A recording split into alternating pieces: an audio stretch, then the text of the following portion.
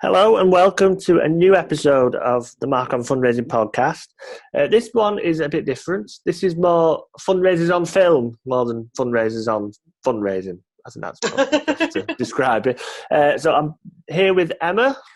Hello, Emma. If you all remember Emma from our Christmas special, so we're going to do some more film podcasts because we're in lockdown 3, a trilogy that nobody wanted. So everyone's got time in their hands to watch some films that they've either rewatched, some films that they would like to watch, and sometimes films that they wish they never watched. So we're going to talk about a few films that we've rewatched recently, some new films that we watched during lockdown, and some films that we regret watching completely. Best way to describe it. I think I completely agree. Yeah. So guess first, Emma. Your first. So we'll do rewatch. I'm loath to say rewatchables. The only reason because I know there's another podcast called The Rewatchables. So I know. Oh, really? Yeah. The rewatchables. I think, it's also that kind of like assumption that just because like you're saying, oh, it's rewatchable, it doesn't always mean that you're like happy to kind of go back and rewatch it over and over. It's just that you rewatched it and you'd already seen it before. So we'll call it rewatched. We'll call this segment. Rewatched. There you go. So go on, what's your first rewatched film? My first rewatched film, which I don't know if is pretty telling about my lockdown experience, but is Benicio del Toro's 2006 film Pan's Labyrinth, which is one of my, I would say that is a rewatchable.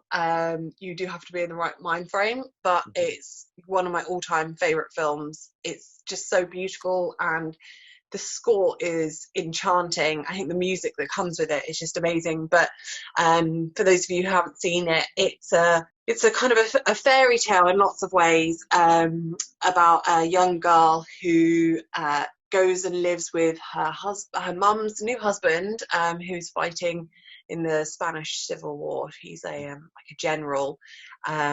And along the way discovers that she is the princess of a underground fairy tale magical world. Don't be lured into the fact just because it's a fairy tale that it's all lovely and nice, because it's probably also one of the more gruesome films I've seen, but it's absolutely amazing. And the young girl who plays the kind of main protagonist is legit one of the most incredibly underrated actresses ever. She's so good, so compelling. But yeah, so that's my first rewatched lockdown film. Really, I love Pan's Labyrinth. I've not seen it in a good while, but it's a horrific fairy tale take. It's sublime, right? Yeah. The definition of sublime, I think. Every time I watch it as well, because I have quite young nieces and nephews, so they're like 8 and 12, and every time I watch it, I'm like, they should watch this. This is great. This is so good. They should watch it. And then you get to, without kind of, I don't want to be, my nephew has this really awful way of, he tells you all about a film, and then like that you haven't seen, and then doesn't get the whole spoiler alert kind of thing. So we taught him about spoiler alerts.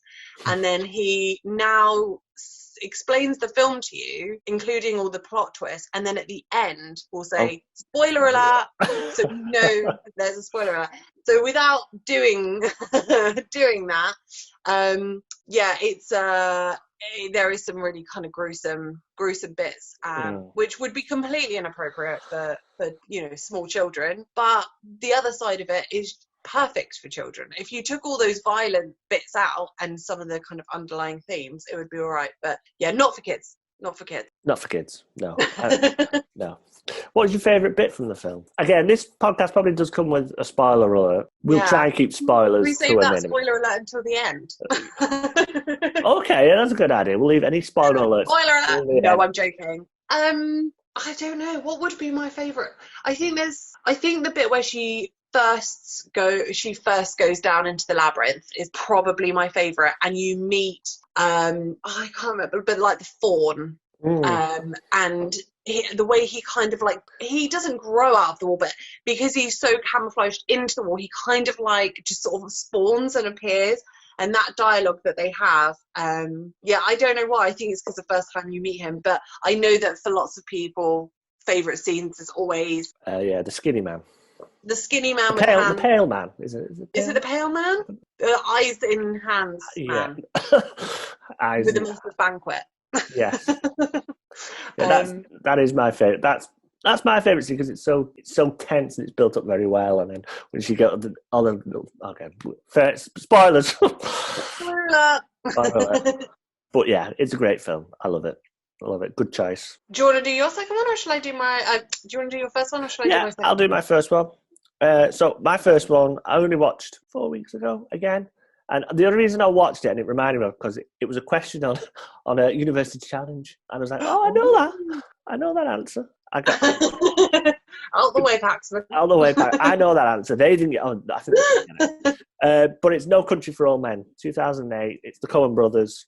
The story is, for those who haven't seen it, a drug deal has gone wrong, and $2 million in cash has gone missing, has been found by Llewellyn Moss, which is Josh Brolin's character, who literally in the middle of Texas, he's hunting and he stumbles across this violent episode that's happened, a drug deal gone wrong, and happens to come across $2 million. And he finds it, and he takes it home, and his wife says, "Where did you get the money from?" He said he found it. Just found his money, which is one of the things that I love about the film, is this theme of luck and happenstance and just what may have been just running through the film. And I love it. It is a chase. It is a chase movie, because when Llewellyn then goes back to the scene, he gets caught, but he doesn't get caught, but other people arrive, and which leads him Chigurh to come chasing him, which is probably one of the best villains in cinema history.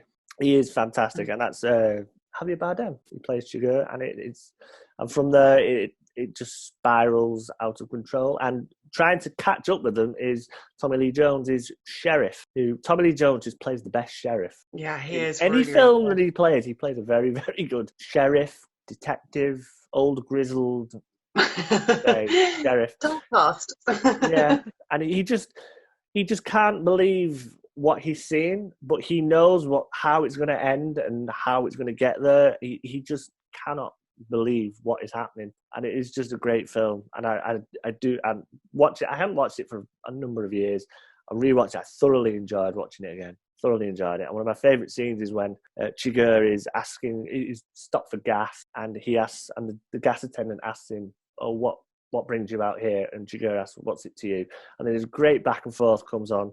How did he get this gas, start the business? How did he own it? What does it mean to you? And then he asks him to flip a coin. And then this whole, again, chance thing that's running through the film happens again. He says, "Call it." And he says, "What do I win?" The attendant says, "What do I win?" And Chigurh says, "Everything. You win everything," which basically was implied that he was going to off him. But a brilliant film, and one that I thoroughly enjoyed and was happy to rewatch. Yeah, I agree. I think No Country. Have you ever read the book for No Country for Old Men?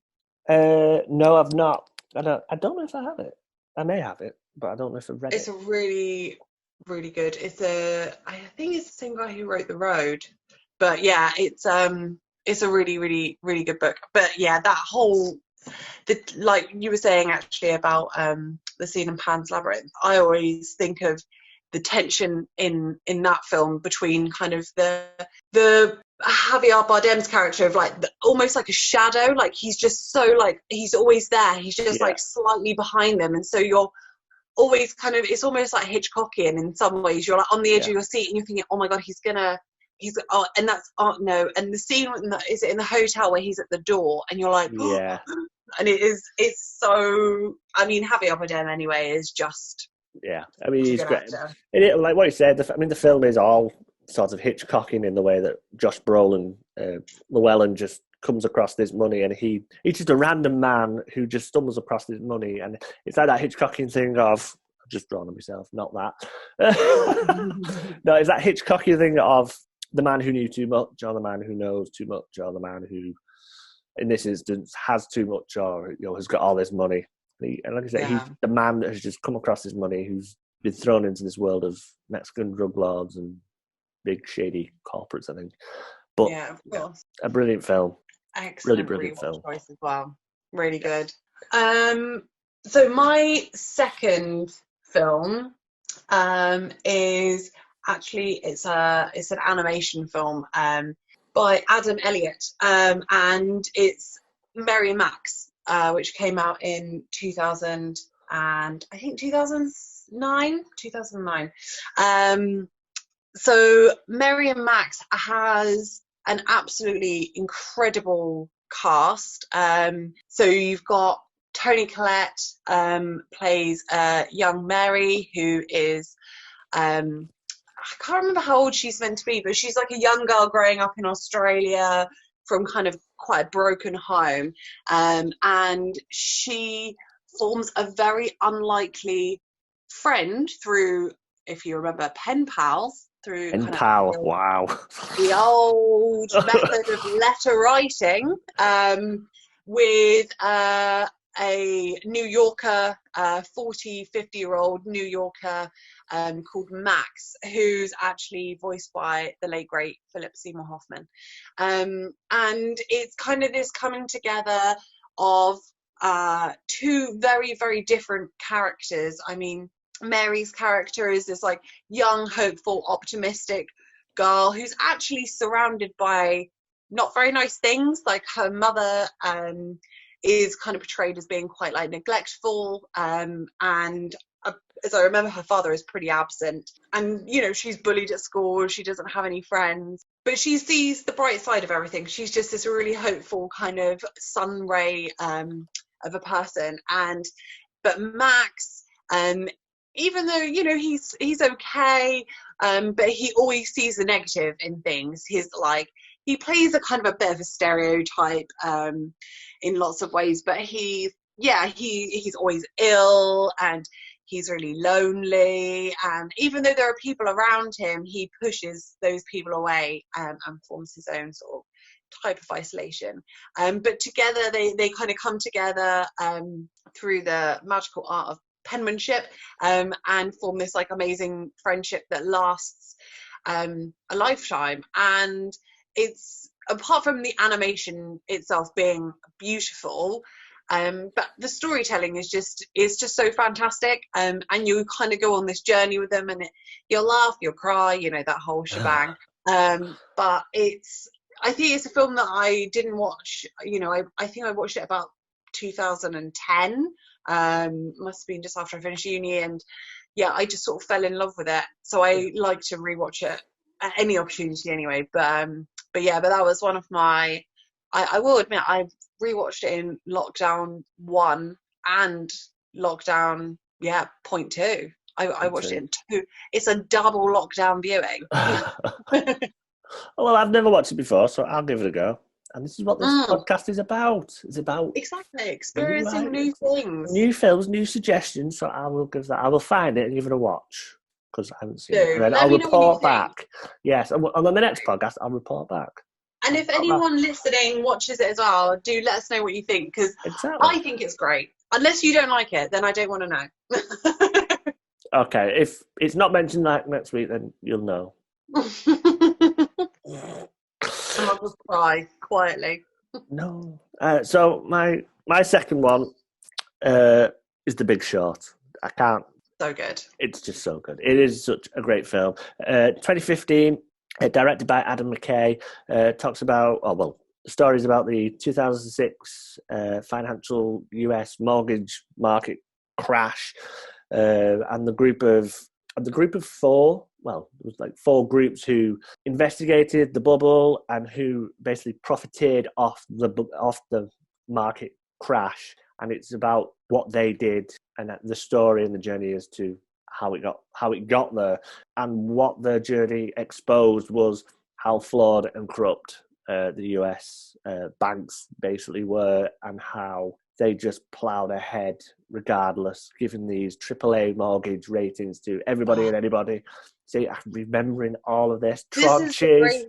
This is the thing I love about The Big Short. One of the many things is that you come out of that film pretending like you've just done like 5 years of like finance at university. You've got like 20 years of accounting behind you. You're like, oh yeah, AAA mortgages. The problem is what they were doing is adding your B's and your C's and piling up and then just flogging it as a AAA, mate. Like that's, you know. Brilliant.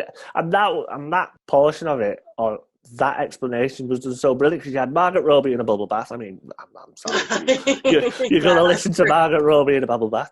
The other one was Antonio Bourdain. He did a cooking segment of of course. Way that this piece of halibut is rubbish, but if you put it in a stew, then it's lovely fresh, and that is what A Mortgage Bond was. And then you had Selena Gomez and another guy who was talking about CDOs and synthetic CDOs, which was a bet on a bet on a bet on a bet on a bet on a bet, and how far it went. And at that point in that scene, Steve Carell's character found out how big this bubble was and how big it would burst. And let's not get the characters that you follow. They profited off the bank's fraudulent ways. Yeah. They're portrayed as I don't even know if they're portrayed as the heroes, but they're not the heroes really, because all they did was profiteer. But you do get attached to their story, especially Steve Carell's character. He plays such a great part. Yeah, he is. I think the kind of those 3 or 4 of them. Yeah, sort of like Steve Carell, Ryan Gosling. Yeah, because he narrates the film. Like, there's a lot of third wall breaking, and he narrates the film, but he's not a nice person. No, but no one is. There's kind of a combination between the classic villains and then the anti-heroes, because at the end you kind of, Steve Carell obviously makes loads of money off the whole situation, but you don't feel bad because he's not one of the horrible bankers that was selling these kind of like fraudulent packages and causing obviously it all resulted in the massive crash of 2007 or 2000. It was 2007. 2007. So so it kind of they're all bad people, but to what degree are they bad is kind of a moral conundrum. It is. And Christian Bale's character, I mean, at the end of it, he was right. He was totally right and absolutely right. And the last shot, he's walking out of his fund bank or his fund office, and it's like profit by like 300% because he's right. Just like billions. Yeah, right. I don't know if it's just me and my warped like kind of perception of Christian Bale, but that character that he plays in The Big Short, that's exactly how I imagine he is in real life. Okay. I just imagine that that's what he's like all of the time. Like on set, and he's like in a room being really noisy, listening to like Metallica at like 3,000 decibels, and then like he's a craftsman and he is incredibly good at what he does. But I just get the impression that I can just imagine that was just him. He wasn't actually in the film. He was just filming him while he's at home, and it just happened to link in quite well. He's incredibly introvert who loves music. The Big Short is fantastic, and I do highly. All these films we recommend highly, and I do recommend highly. If you haven't watched it, go and watch it because you do come away educated.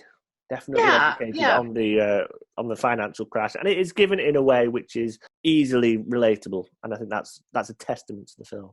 Yeah, because it is, and that's what makes it challenging, is that the subject matter is actually really hard to comprehend, and they present it in both a kind of entertaining but also, like you said, in like educational kind of way. They explain it in like using like celebrities, like you're saying, kind of like Margot Robbie, Anthony Bourdain, like bringing them in to try and make it as sort of obvious as possible. So from the get-go, you're with them, and I think that there are other films that have tried to do something similar but not as successfully because the concept is just too advanced for people who don't have degrees in business management and accounting and banking and all of that stuff. So it does a really good job at the very beginning to sort of say, like, we understand this is really hard. Actually, lots of people in that sector didn't understand how they'd done it anyway. So you all start on the same foot. But yeah, it's a really good film to watch, and it's just really entertaining. And lots and lots and lots of swearing, which I always love in a film. Yeah, lots and lots of Steve Carell swearing. Lots of Steve. Angry Steve Carell. Yeah. I mean, he does. Honestly. I know he's known for his comedy, but when he does a serious role, or like a proper actor's role, I suppose you could say. Yeah. What was he? Did Foxcatcher? Foxcatcher. Oh my god, I didn't even realise it was him when I first watched it. Yeah, because I watched the whole film, and someone was like, "Steve Carell." I was like, "Really? Oh my god!" What? So So that's our rewatched. Yeah, rewatch. We're going to stick with rewatched. So rewatched. So next we're going to hit our newbies that we've watched during lockdown, films that we've watched for the first time that we thoroughly enjoyed. So take it away. So I've watched, unsurprisingly, a huge number of films during lockdown. So this was really tough for me because, yeah, there were just so many films that I'd love to talk about. But I think two for me that have really stood out are... So the first one I'll go with, actually, is Three Billboards, which is the Martin McDonagh film from 2017. If you're looking for an upbeat, light-hearted comedy drama, this is probably not the film for you. It's the story about a woman whose daughter is violently murdered, and her pursuit with the local police force to try and find the person who killed her. And there's Sam Rockwell is in it, and Frances McDormand, who is just incredible.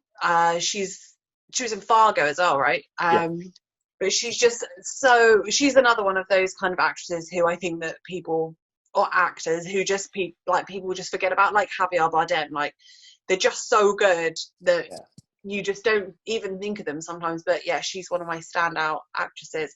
And yeah, so it's kind of, she's a bit of a vigilante, and she goes and buys or rents 3 humongous billboards outside of their town and displays on the billboards pretty much like, do you know who murdered my daughter, and details about how she was murdered, and then kind of calling out the local police chief, who's played by Woody Harrelson. But yeah, it's a really, really moving film, but there are bits in it that, you know, that do make you laugh, and you kind of go on a journey with this really hard woman. And I don't know, like, I mean, hard in terms of like her character, like the stuff that obviously she experienced, it would make you or break you, and it obviously made her. But I don't know if she's meant to have always been like that, or if that's the experience that kind of left her like that. But yeah, she kind of gets hits loggerheads with the police, and there's elements of kind of, I don't think it explicitly sort of says that they're not doing the best they can. I think it kind of casts a very clear light on the challenges that police forces face when you've got a particularly difficult case, but also the politics of police forces as well, and kind of policing. And actually, maybe it's just how politics gets involved in policing. Maybe that's a better way of framing it. But yeah, it's really good. And I know it got voted, or it won so many awards, and I think it won at Cannes, and I'm pretty sure it did. But yeah, it's one of those films that, a bit like Moonlight, you just couldn't escape it. Well, I managed to escape it for 3 years, not intentionally. It was just always on my list of things to watch. And I finally got around to it, and it did not disappoint.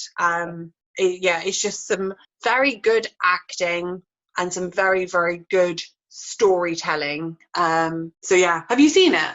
No, again, another one I've not seen, so I will go back and have a watch. Because maybe on a day where you've got some like cake or something, so you can just eat cake afterwards and feel better about yourself. But when I was a kid, if I ever used to watch my uncle is also massively into cinema, and probably is the reason that I love films so much. And so we used to have this kind of format for watching scary films. So you'd watch a scary film, and then you would watch a comedy afterwards.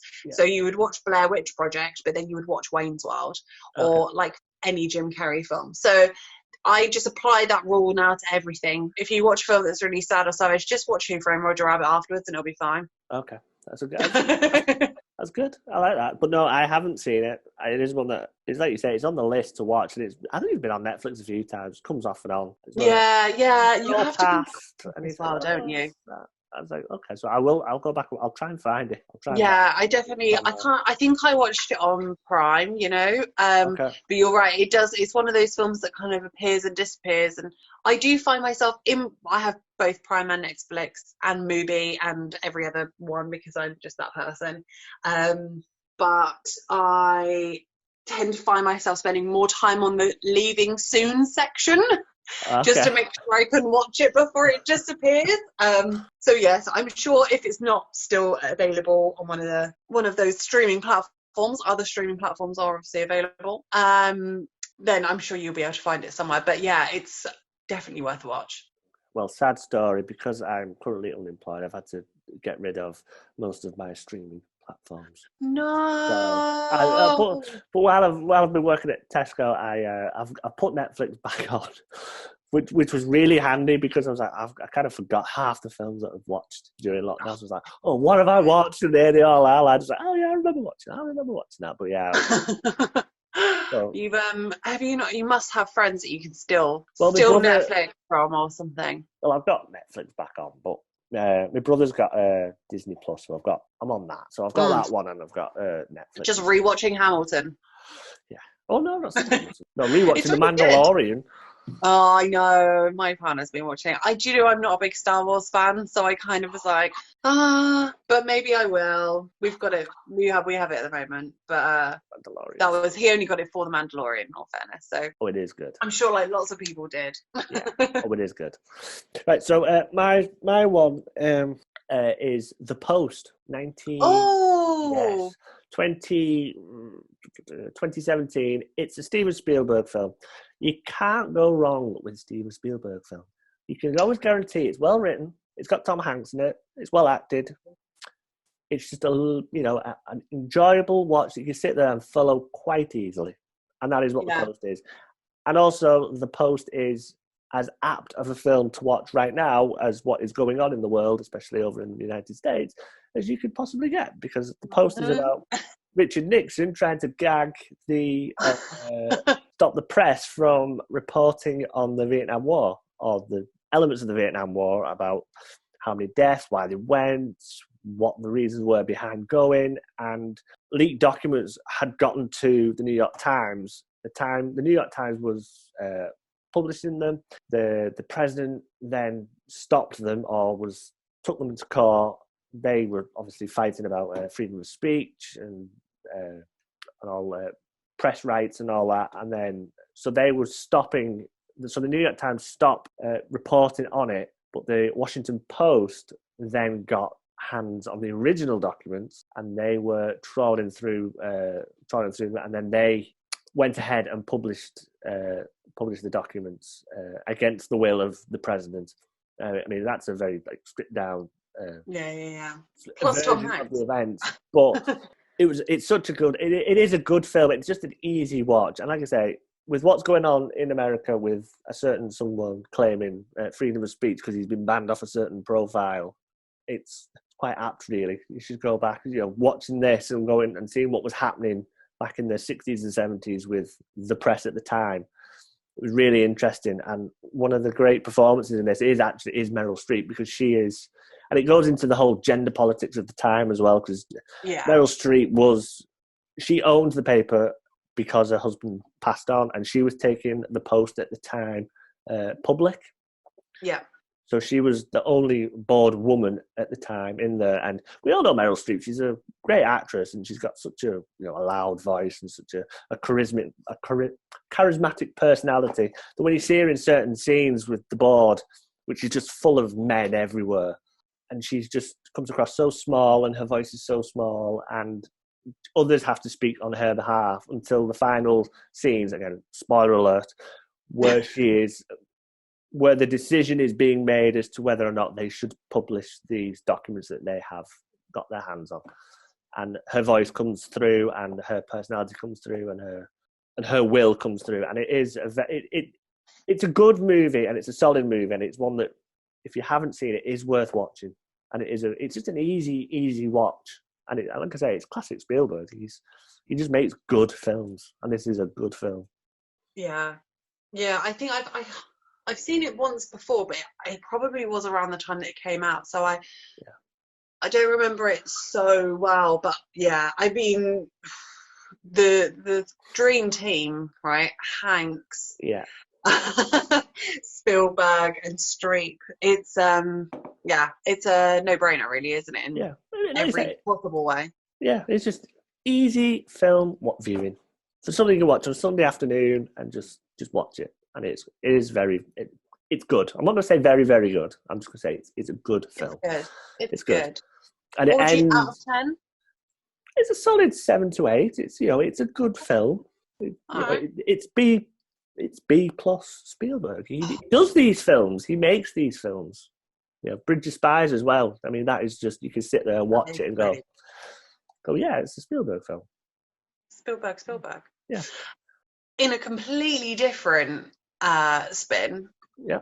My second newbie film, which is not a film that you would probably think of just, switching on and just having in the background because it's just very easy to watch, is Chris Nolan's new film, Tenet. Oh, Tenet. Which I don't know if 2002 was ready for a film about time quandaries, and because I felt like we were already living in that last year anyway. But yeah, so I watched that literally about 2 days ago. It's been on my I really want to watch it list for a little while, and obviously it was sort of delayed because I think Nolan was really keen to get a cinema release date, but unless he's planning on releasing it in 2040, I don't think that's going to happen at the moment. But yeah, I did really enjoy it. I think I had to just sort of sit down with it and just give it, it's one of those films I always say that you got to leave your phone in the other room. Yeah. I just can't risk even looking at the phone because that's it. We had the same problem. I watched Primer years ago and I had to just rewatch it immediately afterwards because my head felt like it was going to explode. But yeah, so Tenet is pretty much just a film about a sort of a secret service person who's played by, and his name is completely escaping me, but he's the gentleman who's in Black Klansman, aka Denzel Washington's son, John David Washington. John David Washington. Can we just call him? No, I feel like that's a bit mean, just calling him Denzel's kid. But yeah, so John David Washington, and he is so good.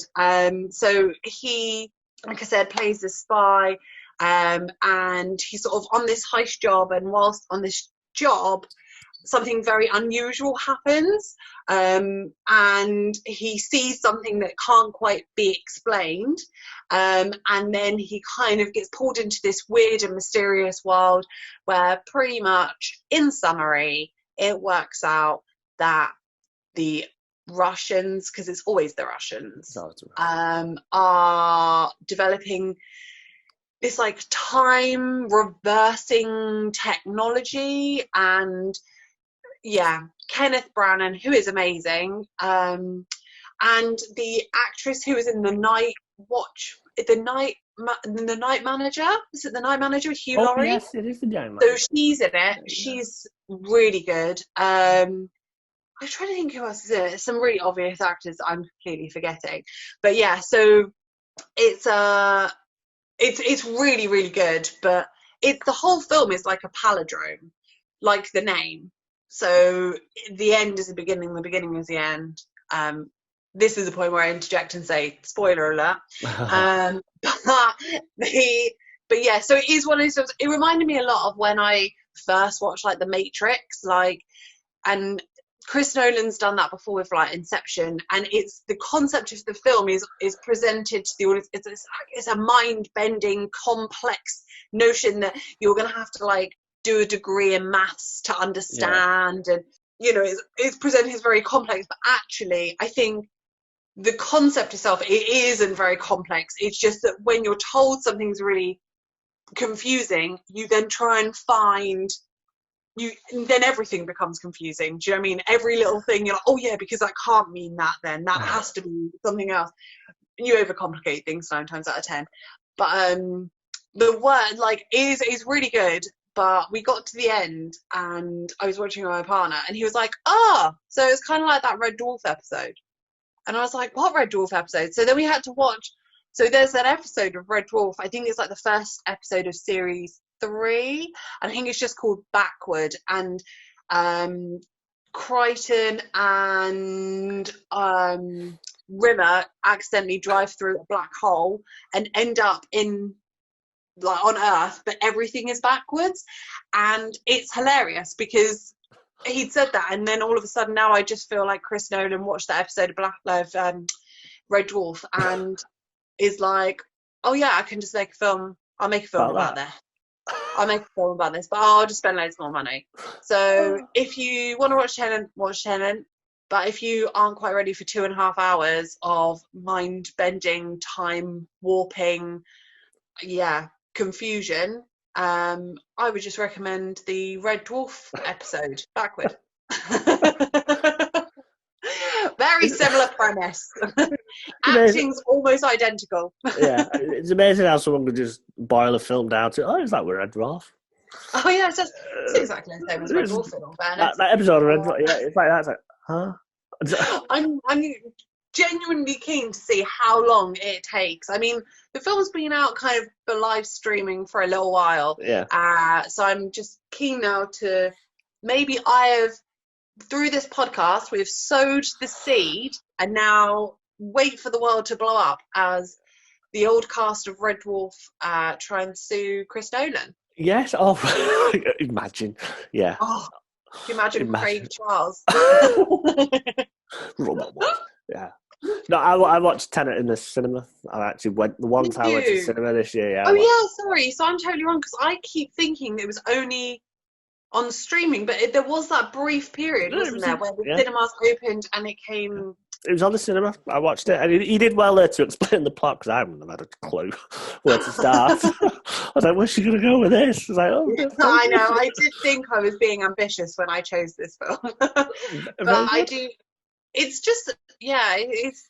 I don't know. I'm sure that there are probably much more eloquent people who would explain it in a different way, but sometimes you got to just call a spade, and it is really good though, and I did enjoy it. It's something that's quite different, and because of the nature of or the subject matter of the film, you see some really cool stuff, like you are kind of the scene particularly where he's they're kind of opposite ends of the double glass, and then he sees the bullet holes in the glass, and then he works out that a fight is about to happen because it's already, they're in reverse, and it gets a bit confusing. And oh my gosh, who else is in it? The guy, the Twilight Man. Yeah, it's Robert Pattinson.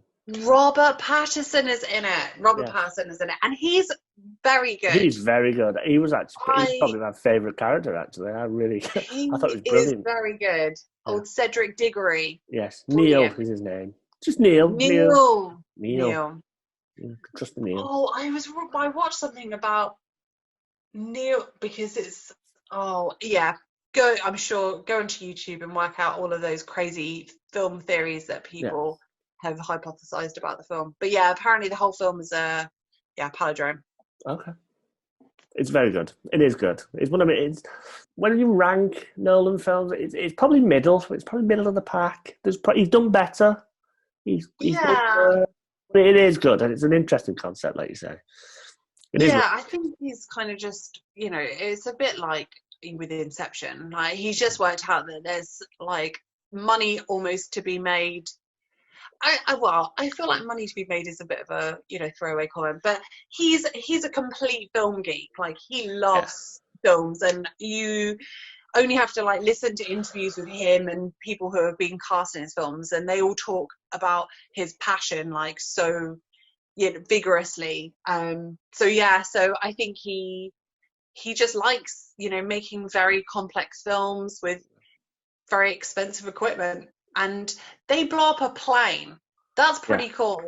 You could totally CGI that, and he didn't. He bought a plane and blew it up. crashed it into a building, blew up, And this is the thing that I'm most in. He did that at an actual working airport. Like, they signed that off. Someone was like, yeah, it's fine. It's Chris Nolan. Just let him blow up an aeroplane. Like, can you imagine the poor people who were, like, coming into land at that airport? Aeroplane driving to the building, explode. Or worse, the people who were taking off. Yeah. I like Chris Nolan. I like films, but yeah, I would probably peg that somewhere like in the middle. Yeah. Not as good as Dunkirk or Inception. Yeah, Dark Knight. Yeah, we can do an episode. We can do a podcast on Chris Nolan. We don't need to do that now. We could rate from one to Dark Knight Rises. Yeah. Ooh. Oh, controversial. You leave that there. Ooh. I'd go one to Interstellar, but there we go. Oh, that is controversial. No, okay, that's fair enough. Not a fan. So my second film that I watched, new watch, was the spiritual sequel to The Post, because The Post ends where Watergate begins.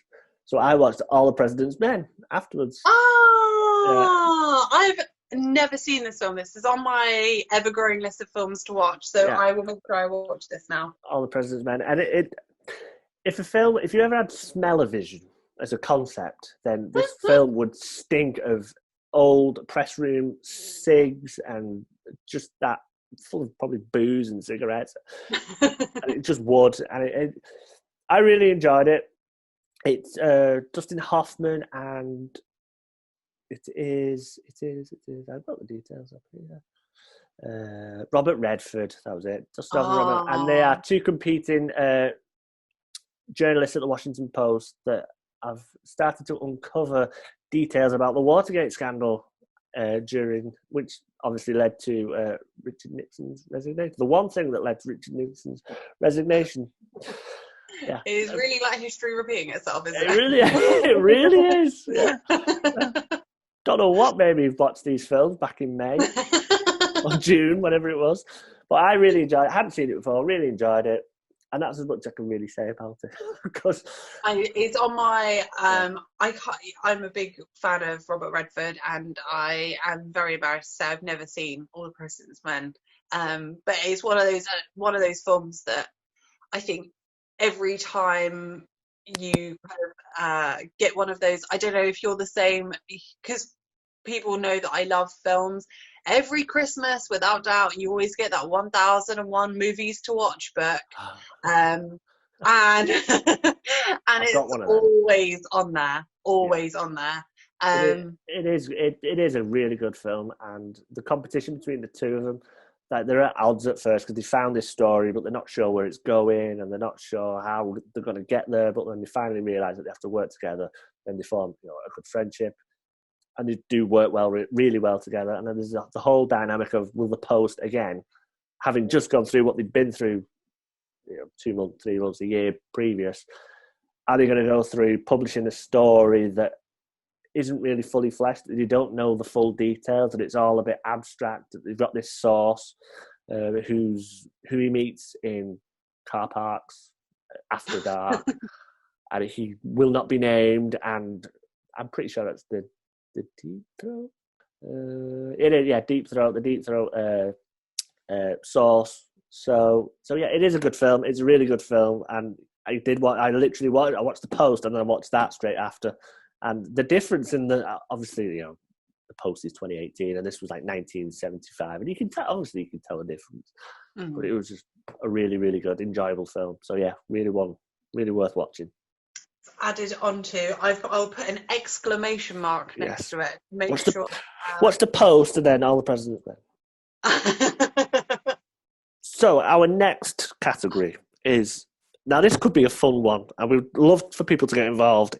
This is the What Were We Thinking segment of the podcast, where we talk about films that we wish we hadn't watched, or that we watched and thought, why did we watch them? Or films that we turned off 10 minutes in, 20 minutes in. Yeah. Just generally, they're probably going to be bad films, I'm not going to lie. So go on.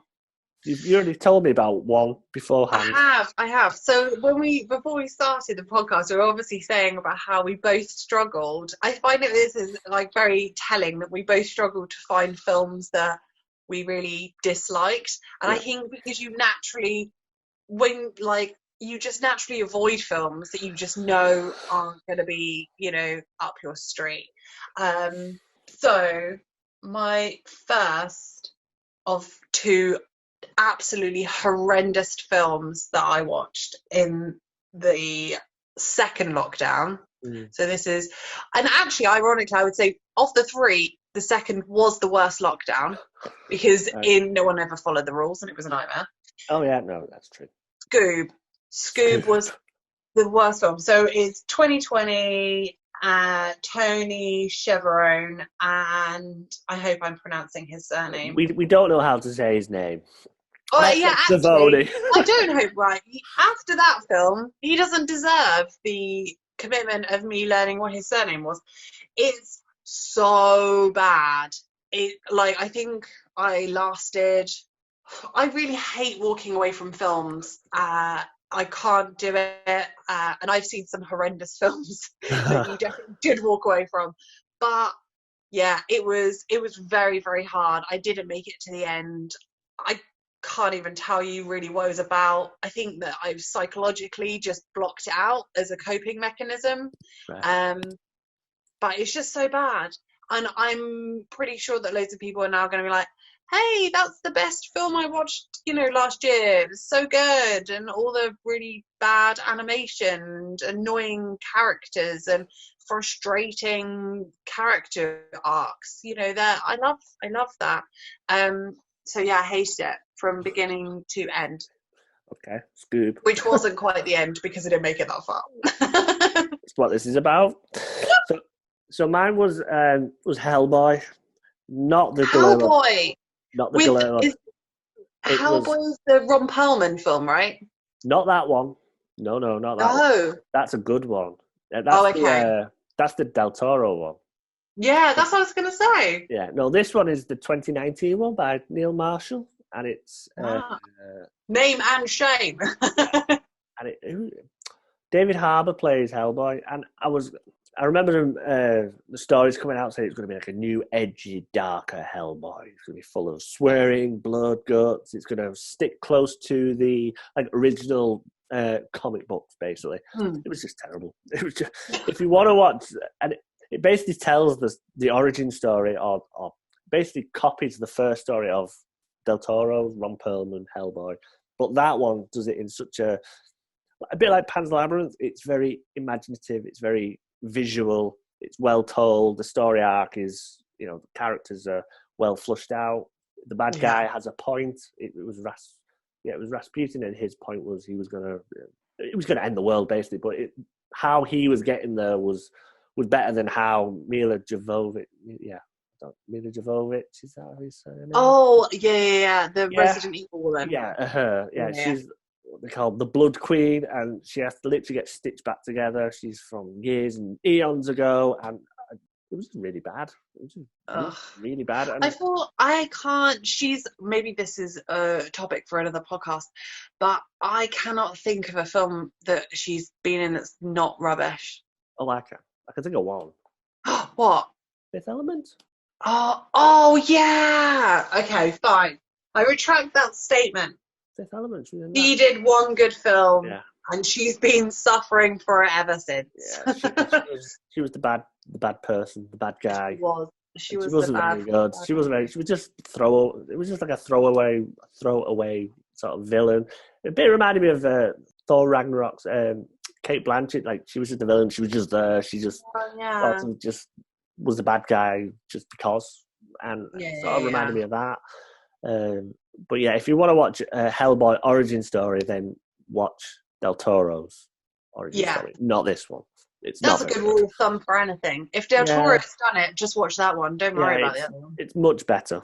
It's a shame that they never got to finish their trilogy because I would have loved to have seen the third. But Ron Perlman just refused to wear Hellboy's costume because it took too much out of him, which is fine. Yeah, I was going to say it's in like one of those costumes like Jim Carrey's The Grinch, and there are millions of others Yeah. that notoriously took like days. Hours, Almost. yeah. It was like 12 hours, he was saying. Like, it was 12 hours in the makeup chair, putting it all on, and then he was acting for 2 hours, taking it all off. Apparently it was a grueling schedule. But yeah, Hellboy One of 28. those things that you think it does sound bad, but then you remember that he gets paid like £5 million. Yeah. Like, I think I could suffer in the suit Yeah. for a bit longer for all that. And I don't think he's going to do it now. So we have to suffer No. with this version of Hellboy, which is terrible. It's awful. So, your second? So my second is it's Ian Cohen's 2018 disaster, which is Watson and Holmes. Oh, that was it, yeah. Which I would not have normally watched because the trailer was enough to put me off. But I was lured in because I love Step Brothers, and I like that kind of dynamic with Will Ferrell and John C. Reilly. Like, I like those two guys. I think they're funny. Will Ferrell is a bit hit and miss sometimes, but I do really like John C. Reilly. And I was like, how bad can it be?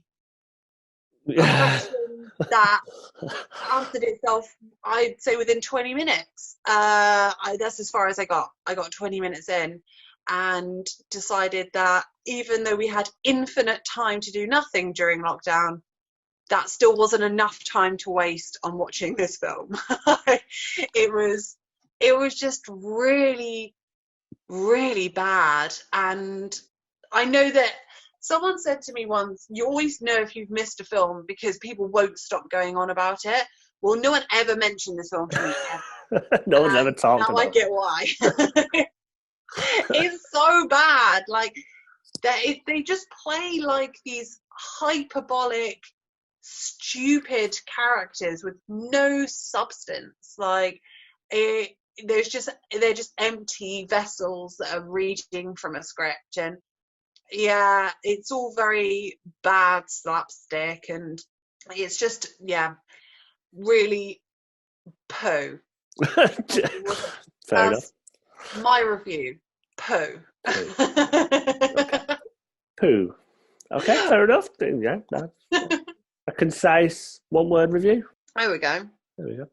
So last film that we'll mention today. So I watched Outbreak. Yeah, I watched Outbreak during the pandemic. Which one was Outbreak? So Outbreak is the Wolfgang Petersen film in 1995, and it's got Dustin Hoffman in it. Army doctors struggled to find a cure for a deadly virus spreading throughout a California town because of an African monkey that was brought to the country. Oh, yeah. Always. Yeah, always. Yeah. So it's always someone else's fault. That's why I'm learning. Yeah. The Russians, the African monkeys. It's always someone or something, some poor animal's fault. It's ridiculous. I'm not saying it was a bad film, but why I watched it during a pandemic, I'll never know. So you're just feeling more kind of scarred because because one of the scenes was this disease going through the cinema, showed particles going through the cinema and infecting everybody. It was like, oh no. And some of the bits that they were saying about like washing your hands and keeping distance and all that sort of stuff was in there as well. I was like, oh, okay. So it was pretty real. And it's amazing how they can find cures to these deadly viruses within a day. Yeah, it's Hollywood efficiency that we're lacking in the UK. I really is. It's just, they found a cure within like a day because it just so happened that his ex-partner, spoiler alert if you're going to watch this one, she ended up with the disease, and it was like a race against time because you had to save her. They had to find the original monkey, which was somewhere in the California woods, and they managed to find it. They managed to find this monkey because it was the friend of a little girl whose mum noticed this. It's Marcel, by the way. It's Marcel from Friends. You know, that That, it was that Oh, kind of monkey. So I was going to say, you kind of, when you described it as just like a monkey from Africa, I was thinking like, what type of monkey? yeah, But it was Marcel. now you say Marcel. Yeah. Marcel from Friends. It was that monkey, and so they managed to capture this monkey. Oh, it's just, and also the way in which this series of literally unfortunate events unfolded. It was Lemony Snicket. It was like how if something bad was going to happen, it happened in a specific order. Like the monkey got caught, and then it bit a person, and then it bit another person, and then it got to this California town in which one of the doctors, the centrifuges that would test blood. So they had some of that blood in with the common cold, and he put his hand in this centrifuge while it was still going on, and then it smashed everywhere. So the virus mutated. Oh, it was just Haphazard, lazy. Haphazard. It's like, what are you doing? Yeah, not a bad film, but one I was thinking, why am I watching this during a pandemic? But why not? Were you one of the people who watched? Was it Contagion that came out at the beginning of the pandemic? Yeah, so I started watching that as well. I got 20 minutes through that, and again, I think I was like, why am I watching this one? Because that one was more like a bit more. Was so free. I have to admit, I was one of those people that watched it right at the beginning. It was useful though. I learned about things like what an R number really is, and it was educational, but also horrifying. Yeah. But I'm not a massive fan of Gwyneth Paltrow, so to me, the fact that Gwyneth Paltrow started the disease that killed millions makes sense. Okay. I literally got 20 minutes into it. I was like, no, this is not for me. This is not for me. It's got like a really, like, I don't know much about, I watched the film, I can't remember when it came out, but it just, it's got a good cast. It's got a really good cast. Yeah. You've got like Kate Winslet, who I really like Kate Winslet, and Matt Damon, born ultimatum. Matt Damon. Matt Damon. And it's a really, really good cast. Is Lawrence Fishburne in it? Yeah, he's in it as well. Okay. I was going to say, if he's not, I feel like it's a film that he should be in. It sounds like a Lawrence Fishburne. Some like super smart scientist. But yeah, I did the same, and kind of, though I did finish it, but just sort of felt a bit like, looking forward to it. Not really what I want to watch, but during a pandemic. So that's come to the end of this podcast. We'll reconvene next week. We'll carry it on. So if you are listening, then we would love to hear from you. If you do watch any of the films that we've talked about today, let us know what you think, and we'll do some shout outs. And also tell us about the films that you have started to watched, or just thought was generally, as Emma says, poo. Poo. Yeah. We want your poo films. Yeah. Yes, we want those. So let us know, and again, we'll do some shout outs and read out the best ones. So, Emma, thank you very much. No worries. Thanks so much for having me. Yeah, and we'll see you next week. Bye. Take care. Bye.